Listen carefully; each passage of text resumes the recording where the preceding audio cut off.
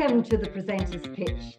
We had such a good time with Chrissy Kane yesterday. It was really inspiring. I hope you enjoyed it. But today's guest is also just as inspiring. I want to ask you this question first before I continue.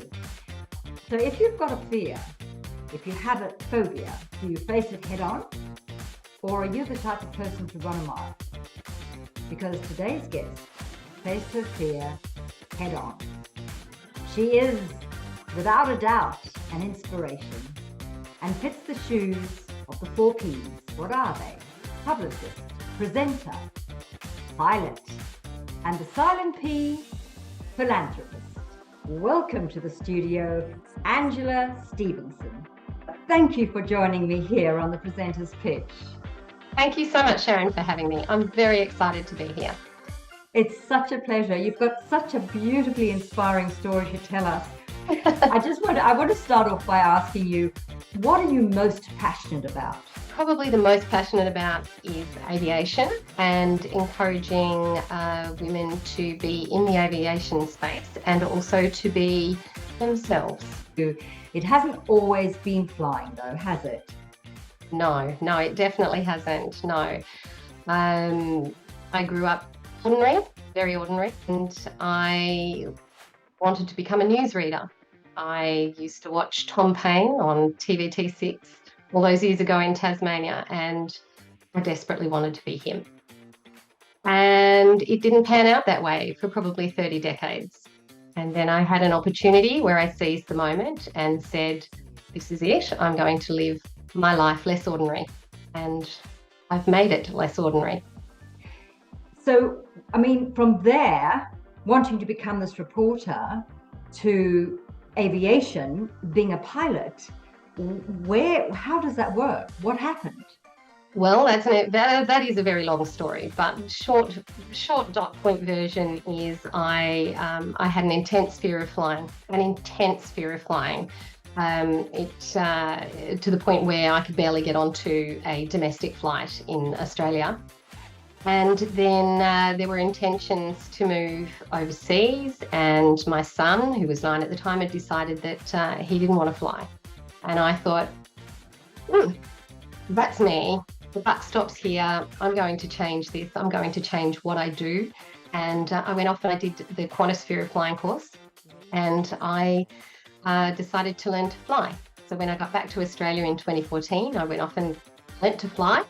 And in 2019, I bought my own aircraft, and in 2023, I became formation endorsed. But along the way, there was this series of events that sort of swept my life more towards the production side of things, the audio-visual side of things, back to those roots of news reading and TV presenting. And so now I'm combining all of those things, all of those passions, all of those wants and needs.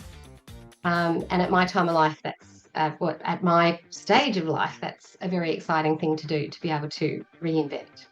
No question about it. It's very admirable. And there are a lot of women out there and men that will be inspired by your story. I mean, you can't move forward unless you acknowledge something. And to get to that stage takes a lot of bravery, a lot of courage. So what was it? I mean, I'm intrigued by what pushed you. What truly pushed me towards doing what I'm doing now is that my life fell apart completely. And I came back to Australia after having lived overseas and done a lot of incredibly interesting things and growing my family, which was very important to me. But I came back to Australia single, pretty much penniless, and I put a little bit of money aside to learn to fly. What really happened for me was that in 2017, I did a small air show in Melbourne, and I'm getting a little bit nervous just talking about this. I did a little air show here in Melbourne, and I picked up the mic and I did a bit of commentary because it was about formation flying, and I happened to know a little bit about formation flying by that stage. And there was a gentleman in the crowd who was connected to the Australian International Air Show, which is the largest air show in the Southern Hemisphere. And he came up to me afterwards and he said, Angela, would you like to be a part of the commentary team? I'm pretty sure that I know that they're looking for someone. Would you like to participate? And of course I went, I can't do that.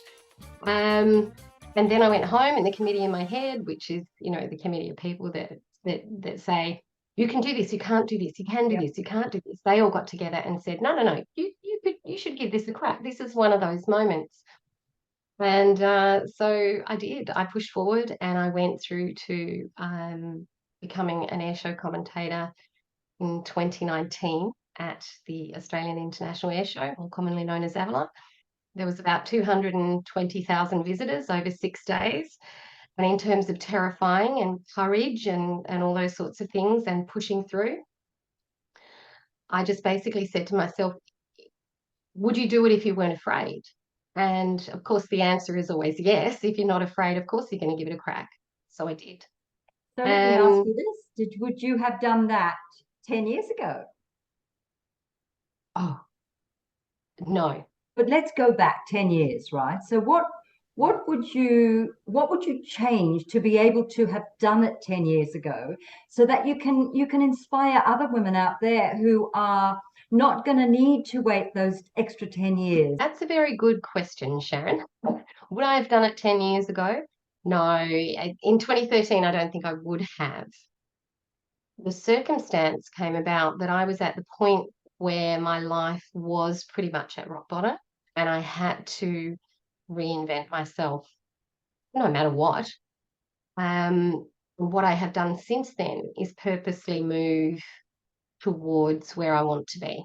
Where do you want to be? Where are you going? Where am I going? I'm going to be taking my skills that I have learned through life, which is resilience and courage and being true to yourself. Yes.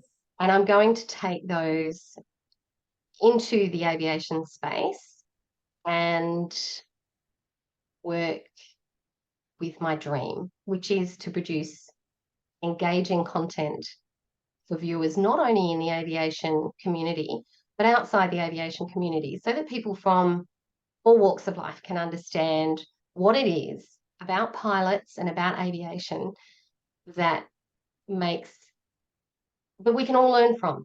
What would be the most important thing that you would like the public to know from a pilot's perspective? Throw me one thing that we can chew on. The act of flying and the act of being free in that space is extraordinary. And you get to that place through a series of steps, and it's like life. So you take the first little bite and you go for a solo flight, and you take the second little bite and you start to learn to fly, and you take the next little bite and you do this. And that's how we all need to move through life, because if I can do it, anybody can do it. It is by far the best thing I have ever done. It is by far the most exciting thing I've ever done, and I'm the most proud of becoming a pilot as I am of anything in my life. I'm sitting here drooling, Angela, honestly. It's just, look, I love being up there with somebody else in the cockpit, right? But I would love to be able to fly. And I'm sure there are hundreds of people, thousands of people out there who are going to be inspired by your story. But what do you enjoy the most when you're up there? It's a surreal experience to be up there in the clouds, to be free of the constraints of what's on the ground. Flying on an airline is nothing like flying in a small plane. It's a very different experience. It's wonderful, simply wonderful. I'm sitting here and I've got goosebumps listening to you. You've got your own plane, haven't you? I mean, you own your own plane. Yes, I do. I own a Victor Air Tourer, which is basically made in New Zealand, but designed by the same company that built the Victor motor mower. My plane's called Captain Scarlet. I love that name. Oh, that is absolutely wonderful. You've got to come with me, Sharon. I will. With me, and I shall take you for a fly, and I shall show you what it is like. Look, there are so many things we can talk about, but just the small amount of time that I've been with you here today, Angela, it has inspired me. What would you like to say as your parting words? to somebody who is stuck in their life and who can really, really, shake that feeling off by just taking that next step? When you're a pilot, the way that you take off is into a headwind, right? When you're in the plane and you're about to fly, you have to take off into a headwind. Relate that to your life, right? We all have headwinds in life. We all have things that come at us. We all have things that are a problem. But a pilot is actually looking for headwind because it allows them to take off and lift off the ground. If we have a tailwind pushing us from behind, that can be bad. We need the headwind. Think of the problems as a headwind. I'm going to take off into it.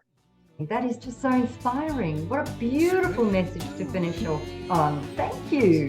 Thanks, Sharon. I just want everybody to get in the cockpit and have a crack at it. Oh, let's do it, shall we? Let's go. Let's do it. And I'll be flying into Bankstown tomorrow at 2 p.m. Okay with you? I'm ready.